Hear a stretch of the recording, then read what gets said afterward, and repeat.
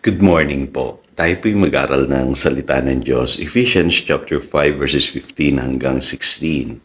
Kaya't mag-ingat kayo kung paano kayo namumuhay.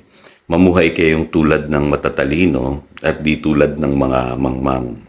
Samantalahin ninyo ang bawat pagkakataon na kayo'y makagawa ng mabuti sapagkat punong-puno na ng kasamaan ang daigdig ngayon. The gift of time. At kadalasan hindi po tayo aware na ang unang-una nating nami-mismanage sa buhay na ito ay yung atin pong oras, yung ating time, yung panahon na ibinigay sa atin ng Panginoon. Kaya nga alam niyo po, merong wisdom sa time management. Ang sabi po ng Psalm 90 verse 12, "Teach us to number our days aright, that we may gain a heart of wisdom." Kasi pagka namali po tayo ng gamit sa panahon or sa oras na ibinigay sa atin ng Lord, marami po tayong nasasayang na pagkakataon. Yung po ang sinasabi ng Ephesians chapter 5 verse 16. At kung di tayo marunong gumamit po ng ating oras at panahon, ang tawag po sa atin ng Biblia ay mga mangmang. Yung po ang sinasabi ng Ephesians chapter 5 verse 15. Kasi tanggapin natin yung katotohanan na sa buhay na ito, may mga nasayang na panahon. Sa Biblia, binabanggit po yan. Yung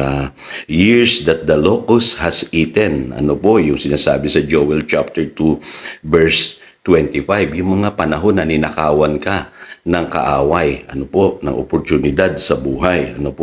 Yung pong tinatawag na years of rebellion na binabanggit sa Psalm 25 verse 7, ang sabi diyan, "Remember not the sins of my youth and my rebellious ways." Yung po sinasabi ng psalmist. Kasi may mga nasayang tayong panahon nung tayo po ay namumuhay in rebellion, towards God. At yung tinatawag na years of carelessness, marami tayong mga sinayang na opportunities sa buhay. Kaya alam niyo, yan, hindi na natin may babalik. Kumbaga, panghihinayangan na lang natin.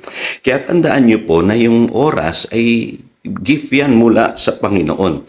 May dahilan kung bakit po niya tayo inilagay dito sa lupa. May purpose po siya. Bakit kailangan tayong mag-stay dito sa lupa for a certain period of time. Kaya ang paalala sa atin na Ecclesiastes chapter 12 verse 1, "Remember your Creator in the days of your youth before the days of trouble come." So ang unang-unang dahilan po niyan ay dapat ay makilala natin ang Lord sa ating buhay para hindi masayang yung panahon natin dito sa lupa. Kasi darating yung panahon na tayo tatanda, manghihina, yung mga karamihan sa atin saka lang nila naaalala ang Lord. So hanggat bata pa lamang tayo, dapat magkaroon na tayo ng personal relationship sa atin pong Panginoon. At alam niyo po ba, pagka namamanage po natin ang ating oras, namamanage po natin ang ating sarili. Self-management and time management, magkaugnay po yan. Tandaan nyo, At sa buhay na ito, there are specific seasons in life. Mapapansin nyo, may season ang buhay. Hindi nyo maididinay po yan. Meron tinatawag na season of preparation. Yan yung panahon na kung saan pinaghahanda tayo ng Lord. Kaya yung iba sa atin, dapat mag-aral, magtapos sa kolehiyo. Hindi natin maintindihan yun. Bakit kailangan na maghanda tayo sa buhay? Kasi darating yung susunod na season, yung season ng pagtatrabaho. Hindi mo madidinay na kailangan mong magtrabaho sa buhay na ito. Kasi kung hindi ka magtatrabaho, hindi ka kakain. Kailangan magsikap ka, magpundar ka, mag-ipon ka. Kaya yung mga nag-asawa na, kahit hirap ka nang bumangon sa umaga, ginagawa mo kasi nasa panahon ka ng pagtatrabaho, ng pagsisikap sa buhay. At ako'y naniniwala, meron din pong season na kailangan mag-enjoy tayo, magpahinga, mag-retire, Kaya alam niyo po, kung titignan niyo, yun ang cycle ng buhay. Kaya hindi natin matatakasan po yan. There is a season for everything. At yun po ang sabi ng Biblia. Kaya isipin nyo na lamang, bakit tayo binigyan pa ng Lord ng oras or gift of time dito sa lupa? May dahilan po. Katulad ng binigay niyang pagkakataon kay Adam and Eve, tayo ay binibigyan na ng pagkakataon na i-manage yung resources na ibinigay niya sa atin. And at the same time, maging fruitful po tayo, not just in numbers, but also doon po sa ating mga ginagawa sa buhay na ito. Kaya may dahilan kung bakit naririto ka pa sa lupa, kapatid. Minsan naalala ko, meron akong isang youth, dahil siya'y masiglang-masigla, dahil nakilala niya ang Lord, ang ginawa niya na lamang ay nag-stay sa church, kanta ng kanta, sayaw ng sayaw. And then, later on, nagrereklamo siya sa akin. Sabi niya sa akin, Pastor, ang daming problema sa pamilya namin, ganyan, yung kalagayan ng aking mga kapatid, yung aking magulang. Sabi ko, alam mo ba na tinawag ka rin ng Lord para magtrabaho, para maging blessing sa iyong pamilya?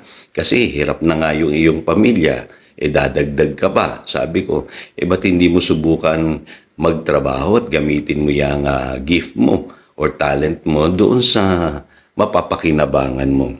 And nakakatuwa po, Yung kapatid nating yun ay nasa food industry siya, kaya nag-excel siya doon, Nagamit niya yung skill niya, and at the same time, natulungan niya yung magulang niya at kapatid niya na pagtapos niya sa pag-aaral. Yung kanyang mga kapatid at yung iba nakapunta pa overseas.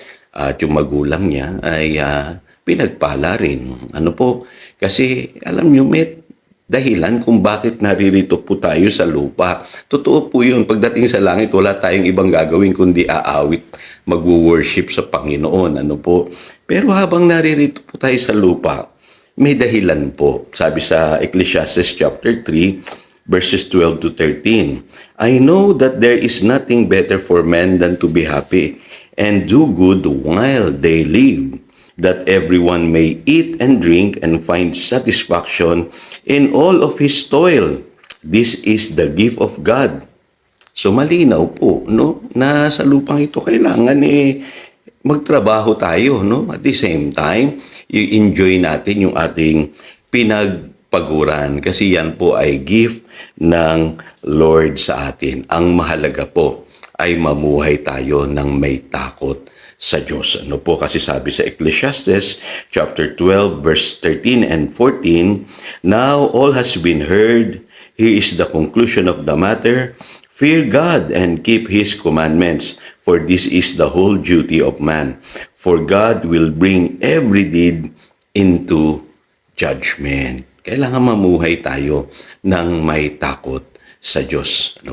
Kaya ang lagi kong ina-advise sa mga young people, as long na may takot kayo kay Lord, namumuhay kayo sang-ayon sa kalooban ng Panginoon at ang inyong spiritual life ay sabihin naman natin okay at hindi kayo nagbabackslide, ay mangarap po kayo.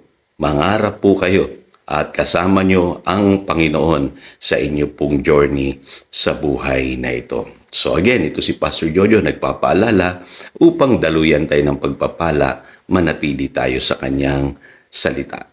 Good morning.